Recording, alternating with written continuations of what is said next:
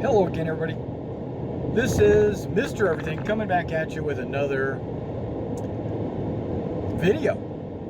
All right, I am driving home from the airport. I can see better without my glasses. Yeah. And this is not a normal video that I would make, but I had my phone. I've got about an hour drive home. I thought that I would record some of my thoughts. Okay. Well, let's start off by saying I finished the convention. We went to the convention, NashCon. Mason went with me. Mason did a really good job helping me manage the tables that we ran. I really appreciate everything that Mason did. It was a great time. I've already uploaded the video. That's actually live right now for the convention. Now, unfortunately, I was playing more than I was recording, so I didn't record everything. But like when we went in, I recorded some people setting up their tables or looking at some miniatures and stuff like that. But then, when session 1 started, we went and played, or at least he went to go play a Roman man-to-man game. I think it was called At Spear Point.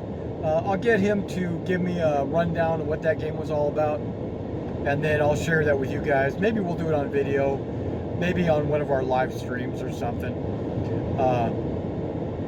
And then I went and played a game that I guess was a Star Wars game, but I think it was pretty exciting. I mean, it was the Battle of Hoth, right? And you knew how it was going to go. We got the Imperials with their walkers, and then you got the Rebels with their land speeders, and Luke Skywalker and the Millennium Falcon trying to escape from the base and all that.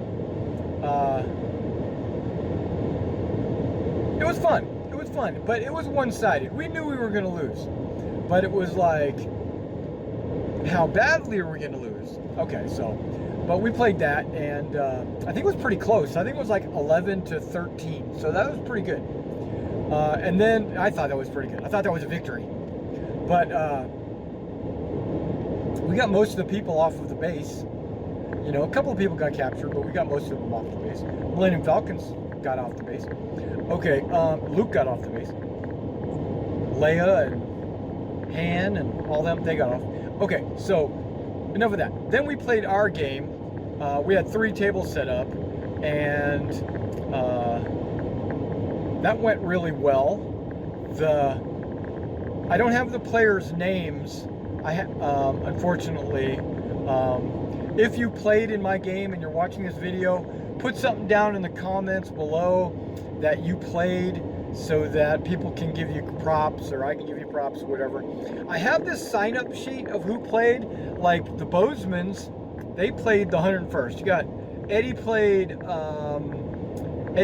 101st, and I think it's James. I think that's his son's name. James played the Germans. James played very well. He played very defensively, and Eddie, in my opinion, didn't attack hard enough, so he wasn't able to take the Son Bridge. Now, there's 4 people signed up for the 82nd table, and I moved 2 of them over to the First Para table because we didn't have anyone sign up for the British First Para, but they wanted to have all the tables gamed, so 2 of them volunteered to move over. I got some haze going on my screen, so I don't know if that's my camera or if that's the screen. Might just be, this might be lighting, I don't know. Apologize for that haze. But really, you don't come to watch me, you come to listen to me. hopefully. So, because you don't want to see this ugly mug right here.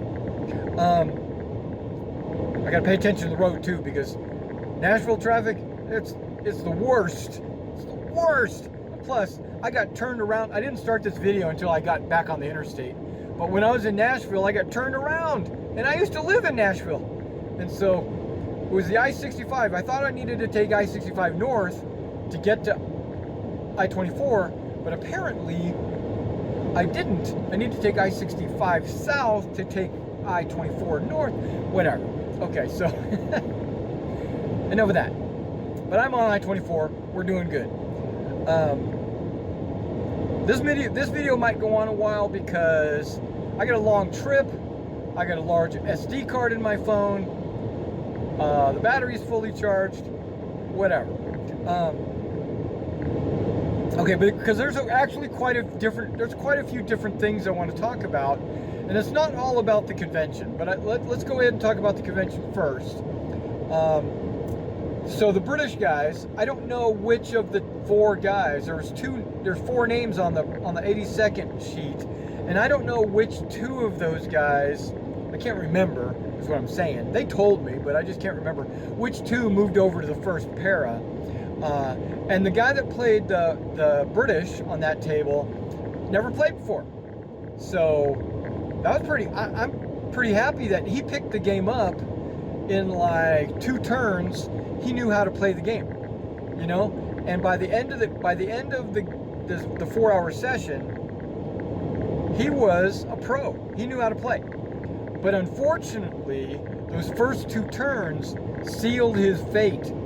He basically set up, I told him he could set up to a foot into the table, and he opted to set up only about 3 or 4 inches into the table, which kept him from entering the first fields, which when the Germans came in, they could pretty much occupy the woods right across the street and keep him out of those fields. Then he wasn't able to push forward. So it wasn't that he did a wrong thing, and he didn't know tactically what the best thing was, because he was a noob, he didn't know. But I bet you if we replayed that game, it might go the other way, or it might be a little bit more balanced. The German player did not take advantage of him at all, because lo and behold, most of the evening I had the camera sitting right over the German and British head recording their game, and the German player was very, very understanding of him being a new player and had really good sportsmanship, was helping him out. So that warmed my heart. It really did. I thought that was an excellent game. And he warned him too. He said, you know, if you were playing some of these guys at some of these tournaments, you know, this is a historical battle, but if you ever go to any of these tournaments or whatever, watch out, because they're not going to let you pull like this, or they won't explain things to you or whatever. And he's right. The guys at tournaments tend to be on the dick side. You know, they tend to be a little bit more, not because they're trying to be mean, but because they're competitive. You know, they want to win. You know, because there's a prize at the end or something like that. So he warned him. But you know, as long as you play historical games with your buddies and you're playing for funsies, there shouldn't be, you know, Bolt Action's an awesome game, and I think it's very historical. I've had people complain to me about Bolt Action, saying that because it was written by, you know, Priestley or whatever, that it's too wargamey, or it's too Warhammery, you know, or whatever. And Warhammer isn't bad in its own. It's bad because of like the Tyranids or the Necrons, or some BS-ery that Warhammer has inside of it. But or you know, or magic that has like a foot of a god come down and stomp on you. You know, I'm talking to you orcs. But okay, that's why Warhammer is gamey, because it's fantasy or it's sci-fi. But this is actually a historically based game, and they try to make the weapons and the equipment and the troop qualities and the tanks, they try to give them like historical numbers. And if those haters out there want to hate on Bolt Action, let them hate on it. But Bolt Action seems to be one of the best World War II games I've ever played, and I've played a lot of them. Okay, guys, let's move away from Bolt. No, let's not. Let's talk about the 82nd game. Okay, the 82nd game, there was a guy, I think he was fairly new, like maybe he's played a couple of times in the past, and then there was a guy playing the Germans who was, I guess it just wants to be like that. Okay, there was a guy playing the Germans that had played in the past, knew the game intimately, forgot some rules. Hey, everybody forgets rules. And these two guys were going at it, and I think they were they were extremely competitive. They both wanted to win, but not at the cost of being a nice person. Both of them were really cool people. I liked the way that they were competitive. They wanted to win. You know, it's like, we're going to line up in an open field, we're going to shoot until someone's dead, and we're going to win. No, but but when something went wrong, they laughed about it. You know, they congratulated their opponent. It was very amiable. I mean, the 82nd table was, they were mature adults, you know. So I'm going to say, without a shadow of a doubt, I think those are the best Bolt Action players. That all three tables, you know, the Bozeman's, the 82nd table, and the first para table. I will play with them anytime. Those guys seem like they were really cool dudes. I thought it was really good. Okay, the British lost. The 82nd won because the 82nd was able to capture the bridge and hold it. And then the first 101st, there's a whole big ass hole in the floor in the road here. Okay, but the 101st, they couldn't take the bridge. So, because his son, the Germans, was defended it well. So that's enough of that. So overall, I think the Germans won because they won 2 out of the 3 tables. But I thought it was good. 82nd can say that he won, but it doesn't matter because the 30 Corps has to get all the way to the end. That means all 3 have to win. But, okay. So let me get away from the convention. Even though the convention was really cool, I really liked it, a lot of good people. Okay, let me talk about something. I'm not going to mention any names. I'm not going to point any fingers. But I went to go buy some stuff at this convention. I wanted to spend a big chunk of change at this one guy's booth. He had some miniatures that I wanted. I wanted them bad. You know, I said, I want one of these, I want one of these, I want one of these. And I had a stack of miniatures. And he goes, okay, it's gonna be X amount. Let's pay X amount. And I'm like, cool, let's do it. I'm gonna drop my money on you. You know, I'm gonna support you. So I handed him my credit card. And he said, I'm sorry, we don't take cards. Cash only. And I was like, what? Cash only? I've got like only $36 in my wallet. So I started putting my models away, and he only made about $30 off me because after I put everything away that I could live without, I wound up only getting 3 things, 30 bucks. He could have made a ton more money off me. But that pretty much, as soon as he said he couldn't take cards, I was pretty much done. Mason goes, hey, you could run up to the ATM, you know, and get some money out, and they charge 3%. And I'm like, that's not bad, but I'm not going to worry about it. This guy should have had like a square machine with an iPad, or, you know, that's how you make money at these conventions nowadays, is to have card readers. I mean, that might have been good in 1990, but today you should have card readers. Okay, so that was my only negative. Even though I got some really cool models for cash. Okay. Okay, the next thing I wanted to talk about was I'm getting ready to restart my D&D campaign. My Dungeons & Dragons campaign, we're going to play every Thursday night. Or Wednesday night, or Thursday night, something like that. We're going to play. And I was going to use Roll20 and get a group of people on a stream and play live on the air using the system Roll20.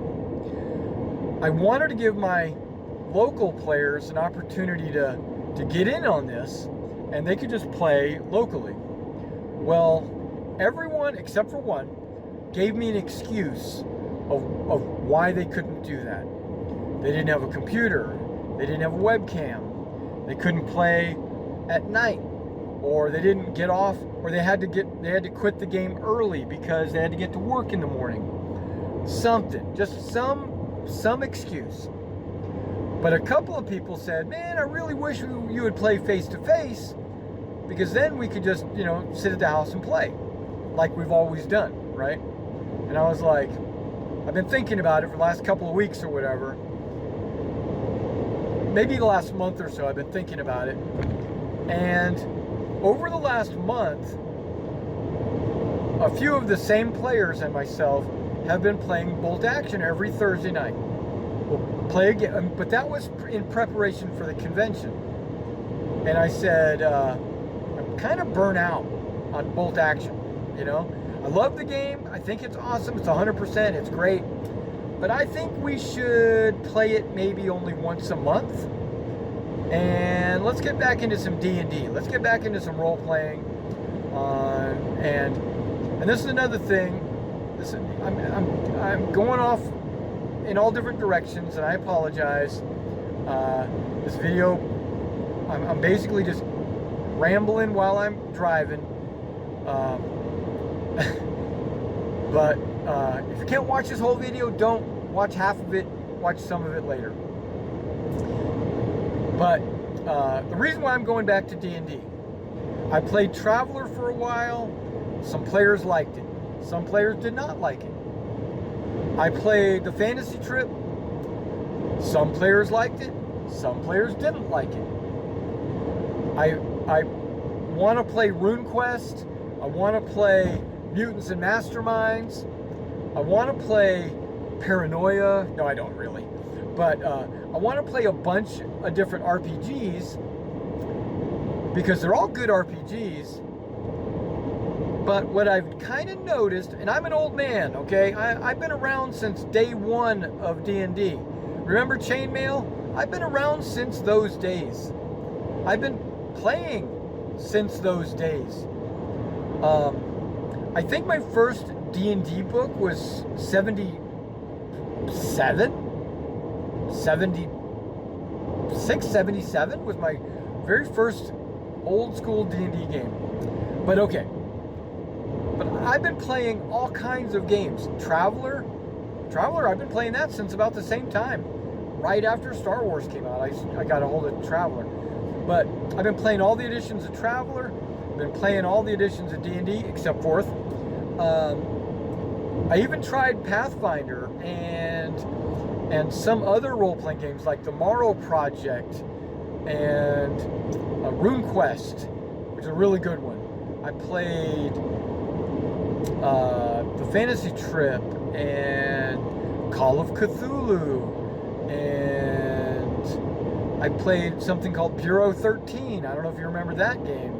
I played, hey, there's exit 11. Not getting off there.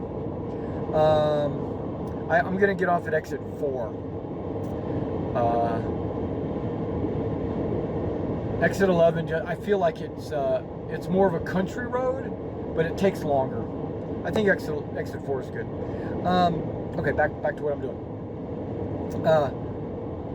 So I played a lot of RPGs, and I've played with a lot of people over the ages, and there's one common denominator that players gravitate towards, and that is experience points,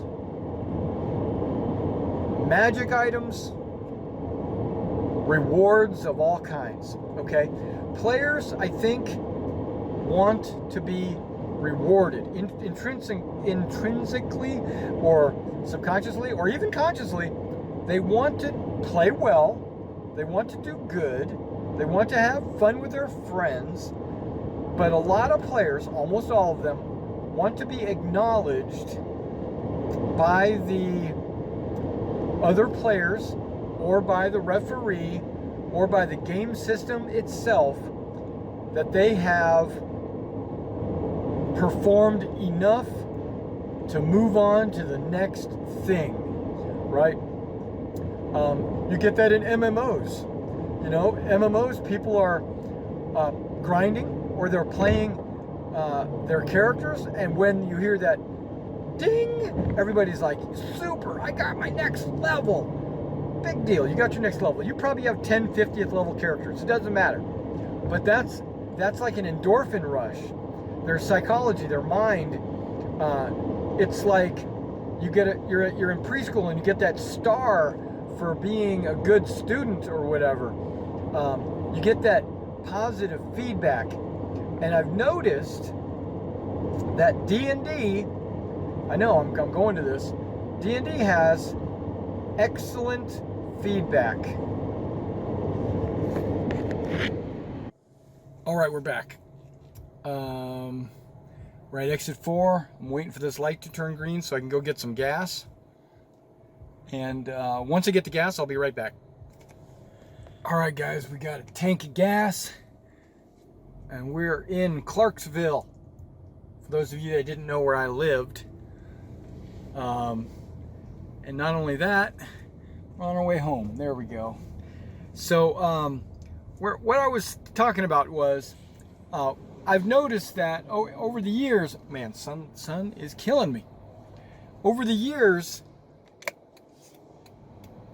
I get the most players joining me playing Dungeons and Dragons. Right? I get some players playing Traveler, and then I get some other players playing the Fantasy Trip, other players playing Mutants and Masterminds, but all my friends have different tastes, which is good, you know, we're diverse. But D&D, I think all of them like D&D. It has what they all like. And I think partially, I don't know if it's the truth or not, but these other games don't have reward systems for the players like D&D does.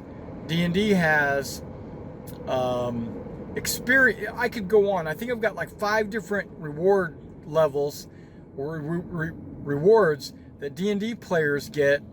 And in most other games, you're only getting like 1 or 2 reward systems. Now, I know that's shallow, but it also, I think, in general, most people like fantasy worlds more than sci-fi worlds. I think fantasy is more attractive to, I think, everyone, because you got the Lord of the Rings and you've got who knows what else, right? You know, Dragon Slayer and Legend and who knows, but you got all these fantasy universes out there, and D&D's one of them. And the writers over the years have written some really compelling stories, and it draws people in. And some of these sci-fi writers are too dark. You know, they're too grim, and I don't think people want that. In the 80s and the 90s, it was starting to go in that direction, like people wanted to see grim dark. But I think now, in the 2010s, 2020, I think people want positive. They want heroic. You know, I could be wrong, but that's just me saying that. Okay, so back to my story. I'm actually setting up a D&D game and I'm not going to do it on the live because I've got way more people responding to my in-person request. Now, I thought about running an online game with people I don't know, like just putting myself on the Roll20 forums or something and saying, hey, I'm running this game, anybody interested? I'm sure I'd get hundreds of people to respond and say, yeah, I'd love to play. I give them a date, I give them a time, because I really want to broadcast this live. And I think Roll20 is or Fantasy Grounds, either one of them. But I think Roll20 is kind of maybe a better system, and with the camera facing all over the place. I don't know. I don't know if I'm gonna do that. I mean, I can still set up cameras in my game room like I did in the past with my other RPGs, and we can still broadcast it.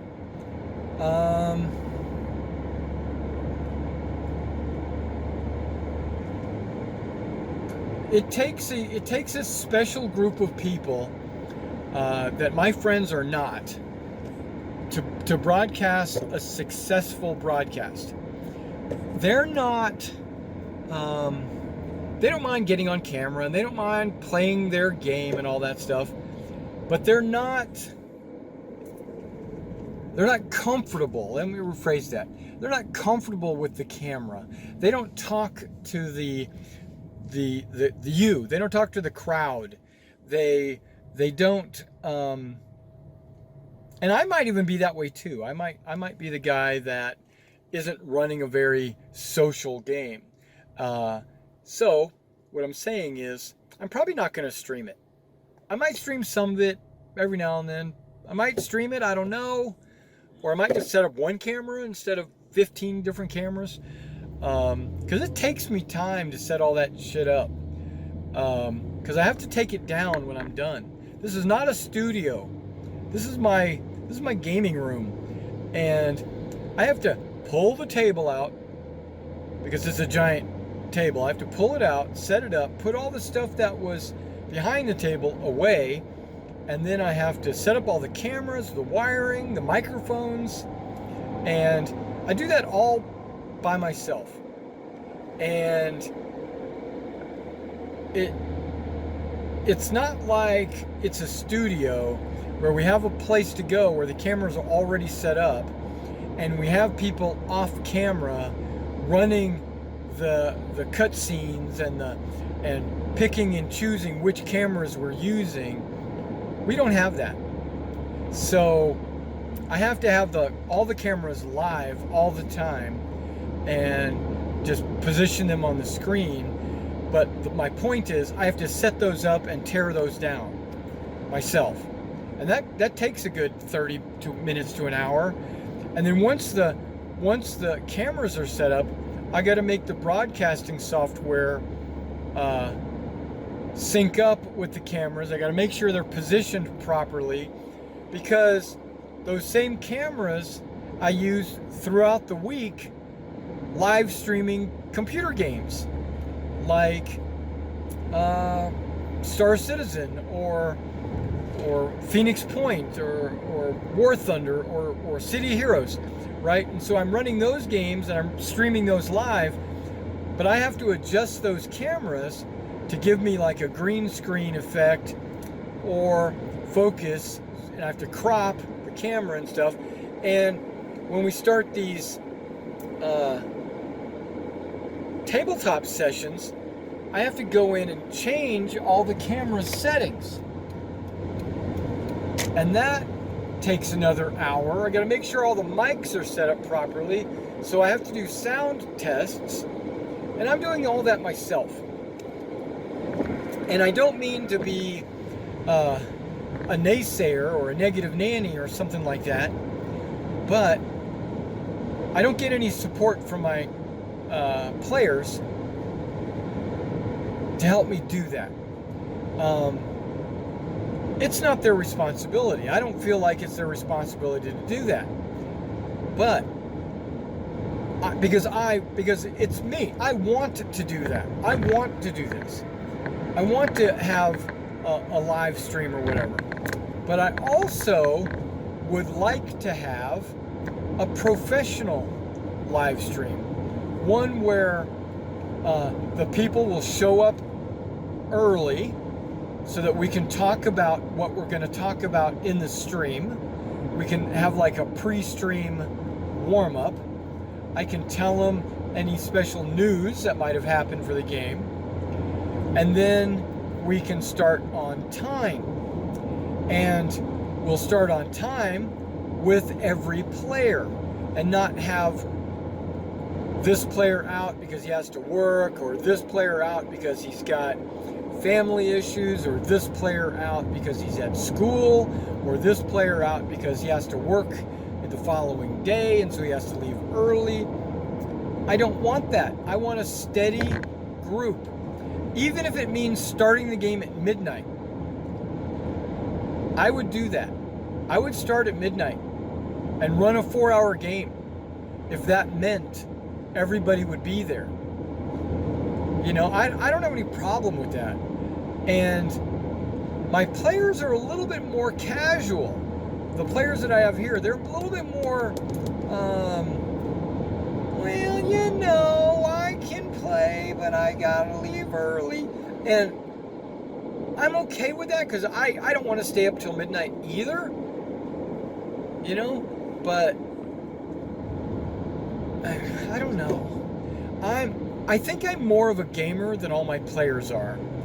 I have a feeling that maybe gaming is my thing, and it's not their thing. They just do it because it's fun, you know? But to me, gaming is my life. I even owned a game store for a while, and decided to sell it, which I probably shouldn't have done. I probably should have kept it and just went in a different direction with the store. I'm looking back on my mistakes, but yeah, but I had a game store. Why? Because that's what I want to do. I want to live around gaming. Why do I go to gaming conventions? Because I want to live around gaming. And I'm sorry I'm rambling right now, but that's not the only thing I wanted to talk about. Okay, so enough of that. So D&D maybe on Thursdays. Convention was really good. Okay, the next subject I wanted to talk about was City of Heroes. Okay, I am playing City of Heroes every night. Okay, 100% City Heroes every night. I probably log on around 10 p.m., maybe 11 p.m., and I play till about 2 a.m. Okay, so I play about 3 or 4 hours every night. Now, I know people that have played WoW about the same amount of time, right? And I know people that play other MMOs about the same amount of time. City Heroes is just my jam. That is my favorite all-time MMO. I'm not constantly attacking, doing missions or whatever. I log in, I see if anybody from the supergroup is on, find out what they're up to, do a little recruiting for the supergroup.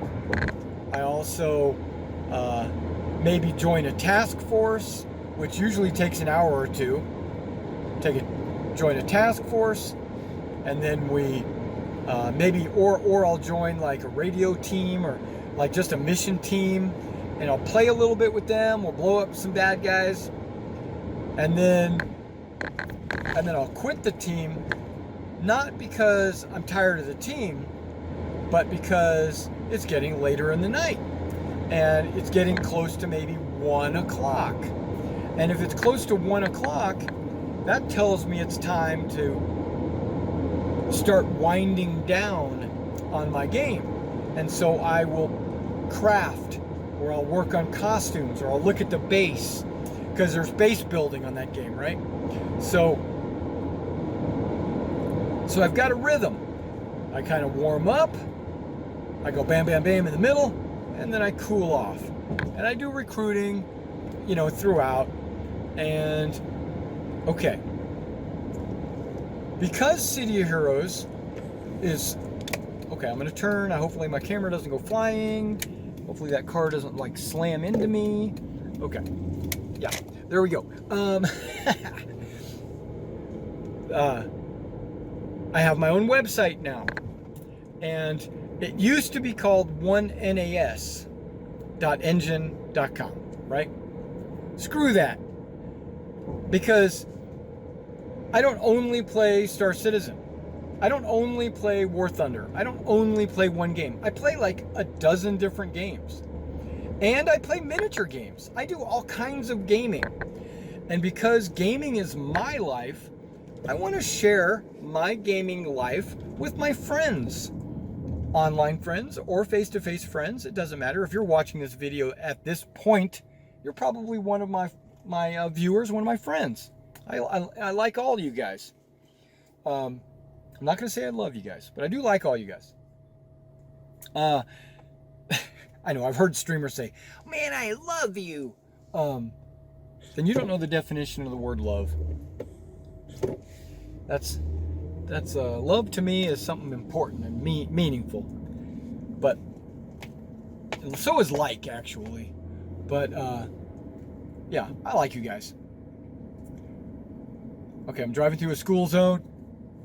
I don't know if she's got to stop or go, or okay, she's kind of waiting for me to go. And we're through. Okay. But I got a red light. Nice. Okay, so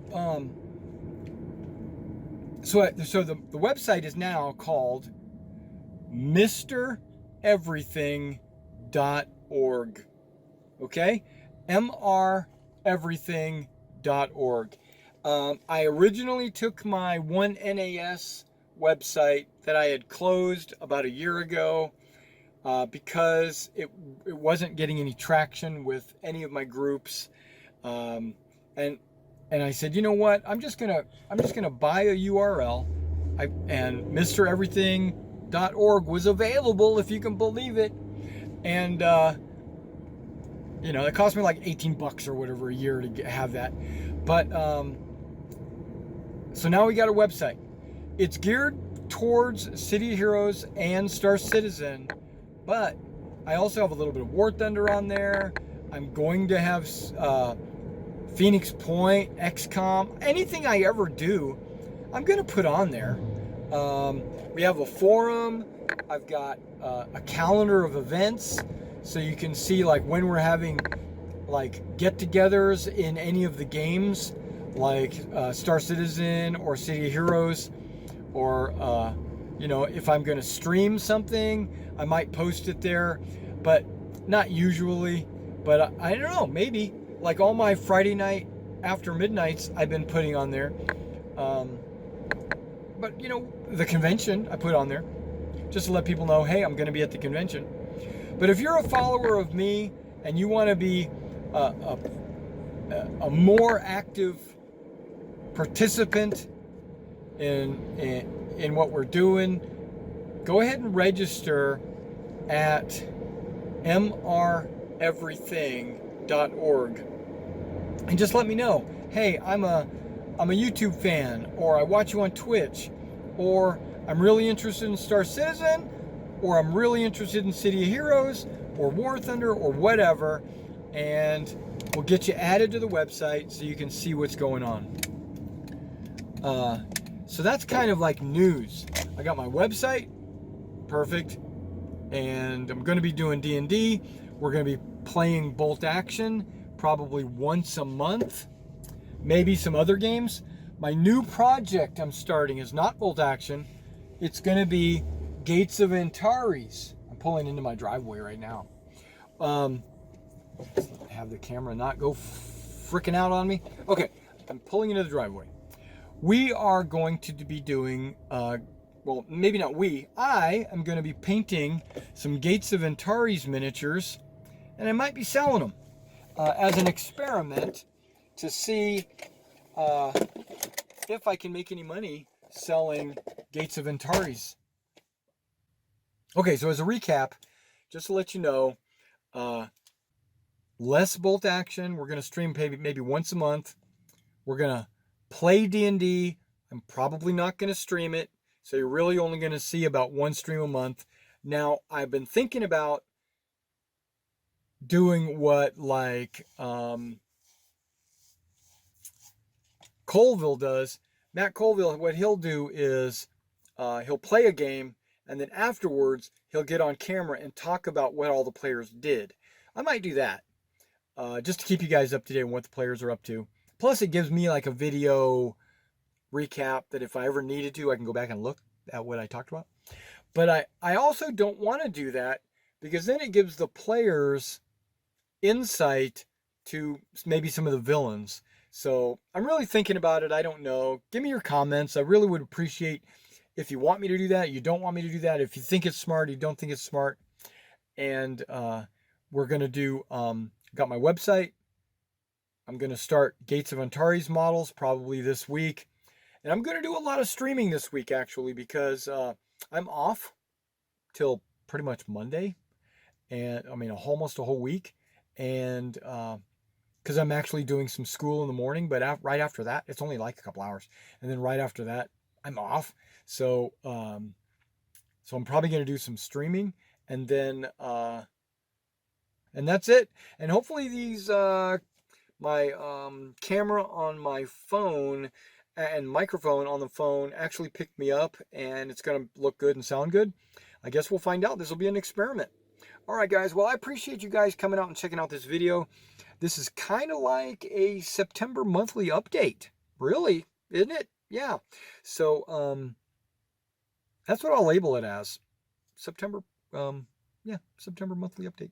Wargaming channel. All right, guys. Catch you next time.